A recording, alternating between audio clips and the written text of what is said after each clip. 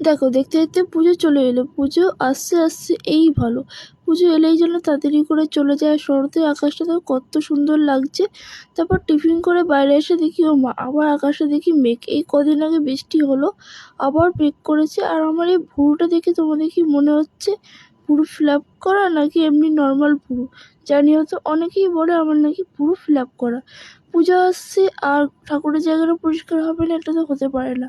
কদিন আগে ঝুল ঝাড়া হয়েছিল, তাই সমস্ত ধুলোগুলো এর ওপর পড়েছে। তো এই বাসনগুলো ধুয়ে দিয়েছি, আর ঠাকুরের সিংহাসনটাও ধুতে হবে। আর ওয়েদারটা দেখো কত সুন্দর, তাই না?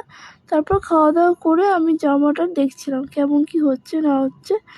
আগে দিয়েছিলাম সবুজ কালারে, ওইটা বড় হয়েছিল, সেজন্য পাল্টে এইটা নিয়েছি। তাও একটুখানি ফিটিংস করাতে হবে, দেখি কি হয়, পরতে পারি কি না। নাহলে কার্তিক পুজোয় পরবো, কি আর করা যাবে। তারপর নিচ্ছি কুর্তিটা। তো তোমাদের কার কটা জামা হলো জানিও কিন্তু, আমার এই দুটোই।